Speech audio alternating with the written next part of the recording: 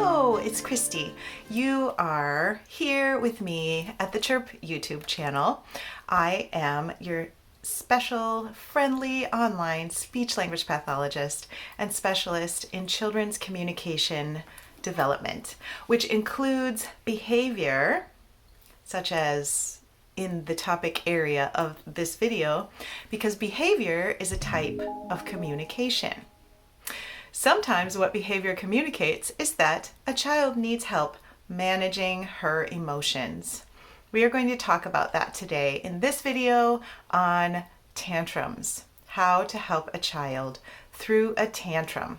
I'm going to walk with you through a scenario where we talk about a child whose behavior may or may not develop into a tantrum and what we can do at each step to hopefully prevent it, and if it does happen, to help the child come out of it and recover. In the last video that I did, we talked about the difference between tantrums and meltdowns.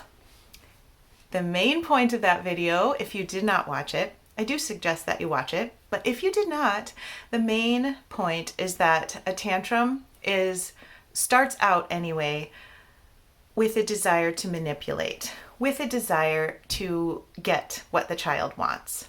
So the first thing I wish to say about tantrums is that we cannot give in, because the idea behind helping the child through the tantrum is that the child needs help to get through situations in which she doesn't get what she wants. This is difficult for most kids, but for some kids, especially those with developmental delays or trauma in their background, it's especially difficult to not get what they want.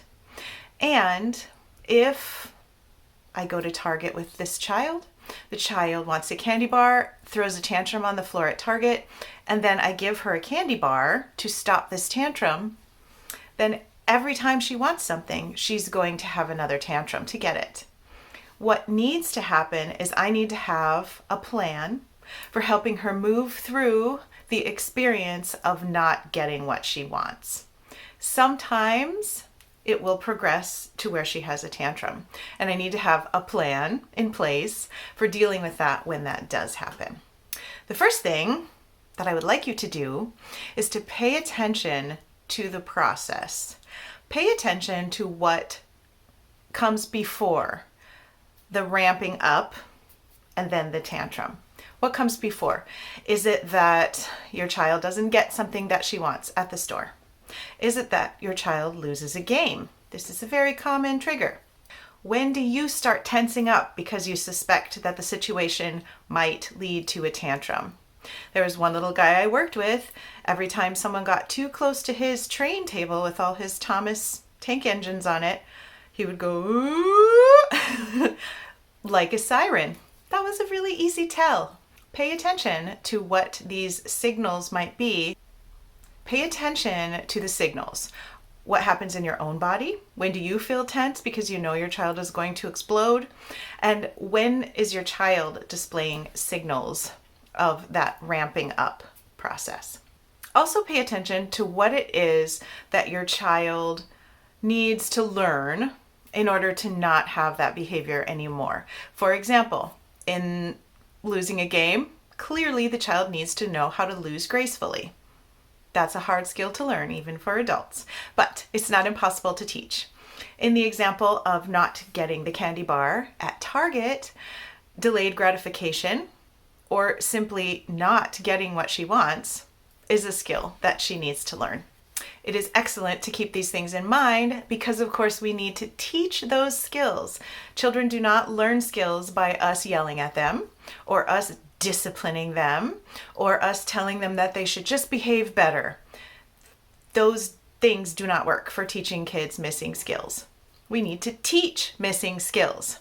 And I have a video on that right there, plus many more videos in this playlist on the pyramid model. Right now we are in that top red, very tippy top of the pyramid, which is on intensive interventions. Intensive interventions, meaning of course that we have reached a point where behavior is likely, challenging behavior is likely, and we need to know what to do. So step one, of course, pay attention to how the process usually goes. Write it down. Write how it goes. 1, she doesn't get the candy bar. 2, she starts whining. 3, she starts yelling. 4, she's on the ground. And in between, write down what you do as well and how you play off of each other to create the perfect storm. Next, step 2, we are going to break the pattern. If you think about it, behavior of all kinds is mostly based on habit and pattern. The reason I get up and do exercises in the morning isn't because I have this huge amount of willpower every day. It's because it's part of my pattern. It's just become a habit. It is the same for going to Target and getting a Starbucks coffee every time you go to Target. It becomes a habit, and therefore, if you go to Target and don't have a Starbucks coffee, it doesn't feel right. You feel off balance. You don't know what's happening in the world, and it doesn't feel comfortable. Breaking habits is difficult, and that is what we need to do with tantrums. We need to break the habit of having a tantrum whenever we don't get what we want. This is very difficult, very difficult. And a lot of times we don't go about it in the right way. The way we often go about it is yelling, telling the child that she's going to get a consequence, locking the child in a room, giving timeouts. I will do a separate video soon on timeouts and why I do not like them as a behavior management technique. Our plan on this step is going to be to circumvent this challenging behavior, whatever it may be, before it starts. What this means is we're going to have to distract the child from how upset she is. Think about it. If you're at Target, you're trying to break your Starbucks coffee habit for financial reasons, for calorie reasons, whatever. You're trying to break this habit, but you still have to go to Target. It's still going to be in your mind that you deserve this treat. Your stomach's going to want it. Your throat is going to want it. Your mouth is going to want it. Your brain is going to want it. So we have to distract ourselves. In fact, at the beginning, the best strategy might be telling yourself, I'm not going to get a coffee, but I can get a new lotion. That might be enough to distract your brain from not getting the coffee. It might not be ideal to buy yourself a gift as you are breaking a habit.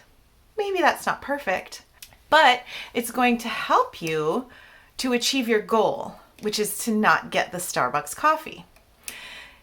So you can see that maybe rewarding yourself might seem like it's shady or you didn't deserve that new lotion or whatever, new sweater, whatever it is that you love. But it is helping you pursue a bigger goal. And so it is acceptable because the bigger goal is so important that we really need to focus on that. And we are going to do this with the child as well. Usually, I pay great attention when I'm working with a child to what the child really likes. Some kids love trains, in which case I have special trains that we keep on top of the fridge and we don't play with unless we need an especially distracting activity. If the child really likes things that spin and light up, well, guess what I keep a bin of on top of the fridge? Things that spin and light up. Maybe there's one that the child can use in her daily life, but the really exciting ones I keep out of reach. Maybe there's a special snack. Let me discuss snacks as a distraction technique. In my field, it's usually called redirection, but redirection is pointing a child towards something else other than what she would normally do. What she would normally do when she doesn't get the candy bar is scream and flail and hit me and fall on the ground. Instead, I'm going to say, you can't have a candy bar today, but when we get to the car, you can have fruit snacks. That is redirection, and it's very effective at preventing behavior. We have to find something that's motivating enough that the child is willing and able to put in the effort to hold herself together just a couple minutes until she can get those fruit snacks. But fruit snacks have to be worth something to her. Perhaps fruit snacks are not it. I do not usually give food as rewards, but I do use food to redirect children because for many children, it is the most motivating thing. And let me stop right here to say that if there's any time to use the absolute most motivating thing is to change patterns with behavior. A child is not going to be successful in life if she's having tantrums all the time, if she can't delay gratification, if she can't relate to other children well, if she can't relate to adults well. If all of her life is focused on getting what she wants or having a tantrum, she is not going to have a life that is successful and happy. We have to get the behavior under control. And if that requires fruit snacks or lifesavers as a redirection technique, then so be it, and it's a good trade-off. In a similar vein, even though I do not recommend that children have any screen time, I would say as long as possible. If screen time is the one thing that your child is constantly begging you for, then use it as a redirecting technique. If you're in the store and your child once again wants the candy bar and you say, "Not today," and she starts ramping up, you break in and say, "If you can stay calm, you can have 5 minutes of YouTube once we get to the car." Usually, if we use a motivating enough redirecting item or activity, that will stop the tantrum from getting worse. And that is what we want to do before it really ramps up into its huge tornado self. We also want to make sure at this stage, when the tantrum is still ramping, we haven't gotten to the peak yet, but she's also not calm anymore. We want to make sure that we provide language for the child's emotions. For example, and we want to model it from the child's point of view, so we would say something with an I statement, like, "I feel angry that I can't have that candy bar." And then we respond with our own voice. This all is in our own voice. We're doing a conversation between ourselves, our own brain, but the child can hear it. What this is doing is helping the child to learn how to talk herself down. Okay, so you have provided for her the words for what she's feeling. "I feel angry that I can't have that candy bar." And then you provide a reasonable answer, which is something like, "I understand. I probably would feel angry too." You have provided the child some reaffirming. It's hard when we don't get what we want. And you have told her that if she can keep herself calm, she will get something nice. It maybe won't be as nice as the candy bar would have been in her mind, but it is something that is acceptable to both of you. Sometimes when I talk about this technique of redirecting, family members become concerned because it sounds like we're rewarding the child for having a tantrum or for threatening to have a tantrum. That is not the case. What we are rewarding is avoiding the tantrum or coming out of the tantrum. Both of these are hard for children, especially children who have gotten used to the pattern of getting what they want or having a tantrum. It's very difficult. This step is not that we are giving the child what she wants, because we are not. We are not giving her the candy bar. We are not forcing her brother to lose the game so that she can win every time. We're not doing those things. What we're doing is we are coaching her through the process of losing the game and not freaking out, or not getting the candy bar and staying reasonably calm. And then we are rewarding that better pattern. We're rewarding the healthier pattern. That is what we're aiming for. I also want to say once again, it's very important that as we're coaching the child through these difficult emotions of not getting what she wants, that we do not give in, because if we do, it doesn't help the child and it can make behaviors worse because the child thinks, last time mom told me that I couldn't have it, but if I just cried enough and yelled enough and hit her enough times, she gave it to me. So I'm going to do that again because that's what works. We can't let that work because that magnifies the problem. What we have to do is we have to coach the child through it. We have to be a mentor. We have to be a teacher. Sometimes families don't realize, parents specifically, that their main job is to be a teacher for their kids. Yes, keep your children alive. That's probably more important. But second in importance is teaching your children how to manage themselves and how to manage their emotions and how to manage their desires and all of the stuff that comes along with being human. It's a very difficult job, and most of the time families need help doing that because kids are kind of weird sometimes. Don't feel bad if you need some help doing that because some kids have a more difficult time with this than others. And here is where I will say, if your child is aggressive, if your child is hitting you, biting you, breaking things in the house, endangering anyone else who lives with you, including non-human animals, please get some behavior help coming to you and helping you out. There are training programs for what's called nonviolent crisis intervention, which is a mouthful, but basically talks about how to talk people down from spiraling up into these tantrums, even as they get older, because older students and adults can, of course, have tantrums as well. So get yourself some help from someone who knows what they're doing, and also practice all the things that I am going to tell you and that I am telling you in this video. And you probably should subscribe. We talk about behavior here all the time. Give me a thumbs up if you find this video helpful, but you don't have to. None of it costs you any money, and it does help our message of hope and acceptance and calm to expand to more people, which is my goal. So if you choose to do that, thanks. Moving on, let's talk about the next step. Let's go back to the losing a game scenario.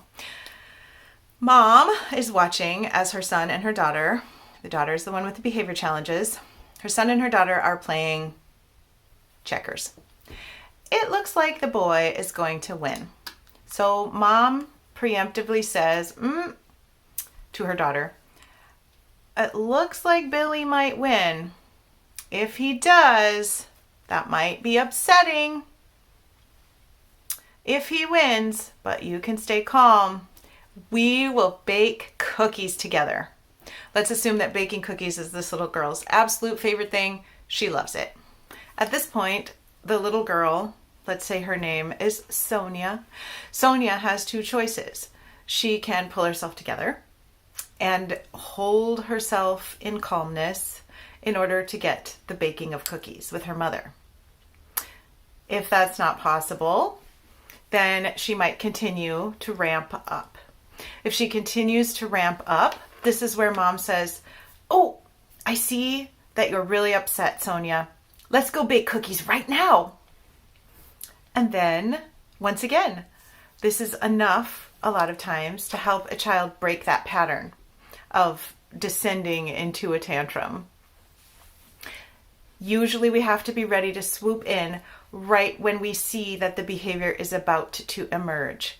We cannot wait until it has already happened because this just digs that trench deeper. The more times you do a certain thing, the deeper the trench and the harder it is to climb out and prevent it from happening next time. It's like if your car drives through the mud. If your car drove through the mud one time, it's easy to go a different way the next time. If your car drove through the mud in exactly the same way 100 times, it's very hard to get it to go outside of those tracks. What this means is that it's very difficult for families because they have to be watching, they have to be paying attention, and they have to be following their plan. So the moment you notice that the child is getting worked up and you can sense that a tantrum is on the horizon very soon, you need to swoop in with your redirection. Let's go bake cookies right now. If you're at Target and you notice that your offer of fruit snacks was appreciated, but your child isn't going to be able to hold it together until you get to the car, say, "Oh, I see that you're getting really upset. We're going to have fruit snacks right now," and whip them out of your pocket or your purse. Once again, this is helping the child to manage her difficult time with not getting what she wants. She's still not getting what she wants, but she's able to make it through because you have provided her an alternative that is acceptable. It's an alternative to what she wants. It's not exactly what she wants. And that is why it is okay, and it is not reinforcing the problem. At this point, when mom offers baking the cookies right then, Sonia could leap up and run into the kitchen and say, "Come on, Mom, let's go bake cookies." Or, of course, Sonia could not do that and could continue to spiral herself up into a full-blown tantrum. And we're going to assume that that happens here so that I can proceed with what I would do in this situation. When a child is in a full-blown tantrum, we need to get everything else out of the way. Pretend this child is a little tornado, and we need to keep everyone else safe. So we're going to move brother out of the way. "Hey, Billy, can you go in the living room with Dad for a little bit? Sonia and I are going to stay here and calm down together." So Billy leaves the room. We turn the lights off. We turn the TV off. Hopefully the TV was not just on. It is a bad idea to just leave TVs playing all the time. Children's development does not like that. And now I have messed up my hair. There we go. Very important to have tidy hair when filming videos. Okay. So we eliminate as many distractions as possible. And we don't talk very much because your words are a distraction. Here are some other things we don't do. We don't yell at the child. We don't raise our voice. We don't tell the child, "Come on, calm down." We don't act disappointed in the child. We don't let our face show that we are stressed out and tense and disappointed. We don't let our face show that we are angry. We do not try to use logic with the child or convince the child that she's being illogical. We do not let the child convince us that we should just give in and do what she wants. We do not use the word no. No is a trigger in itself. We can say no without saying no. I have videos on that, but the main point of that video is use a different phrase. Say something like, "Not right now," or "Maybe later." Just don't use the word no, because kids get used to hearing that in a way that is angry and in a way that leads them almost automatically to a tantrum. Use a different phrase, but remember, right now, we're not talking very much. We are letting the child have her moment so that she can calm down. If it is safe, if your child is not a runner, if your neighborhood is safe enough, ask your child when she's at a calm enough point if she would like to go for a walk with you to calm down.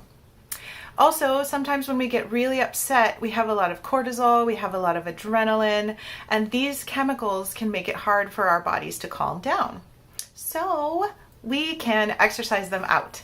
If you have a trampoline, bring that into the room and encourage your child to jump on it. If she's not angry and throwing things, throwing a trampoline could be very dangerous.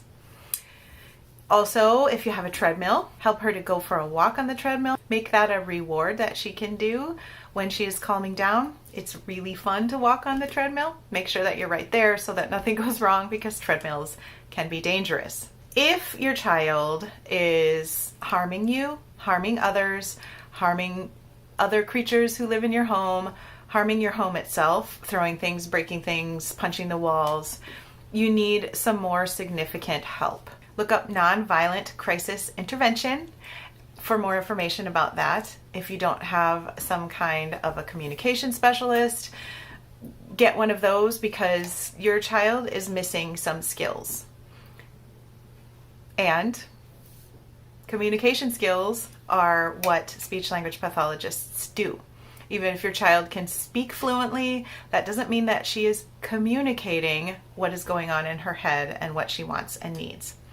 A lot of what I dealt with when I was working one-to-one with families was behavior, even more so than speaking. I am not going to talk on my channel at all about ways to safely restrain children, ways to physically hold them so that they don't harm you, but I do suggest you get training in that, because if your child is coming at you with punches or bites or kicks, you need to be able to physically protect yourself and to physically protect other children or creatures in your home. And you need to protect your home itself. This needs to start at a very young age, all of this that I'm talking about with tantrums, because the bigger a child is, the more difficult it is to get the car out of those mud ruts, and the more difficult it is to control a child who is tantruming and who might be aggressively tantruming. So let that be an encouragement to you. If you're having difficulty now, get help now. It usually doesn't get better without some intervention.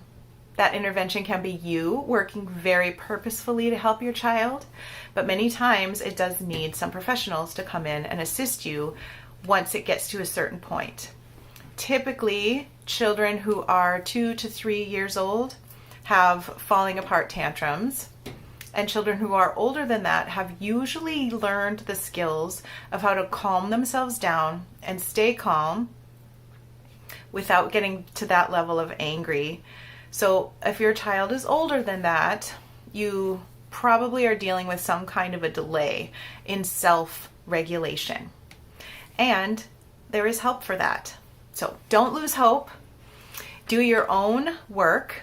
Make sure to rewatch this video, take notes, write down what you notice, what is the current pattern, and where you can intervene at each step, and put it into practice. Be consistent and be calm and keep up that hope, because your child is a wonderful human being who deserves to live without having to fall apart all the time.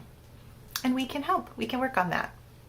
Thank you for watching. Thank you for caring about your child or a student you're working with or a client you have. Thank you for making this child's life better. I'll see you in the next video. We will be talking more about behavior, so don't forget to subscribe. Have a great day. Bye.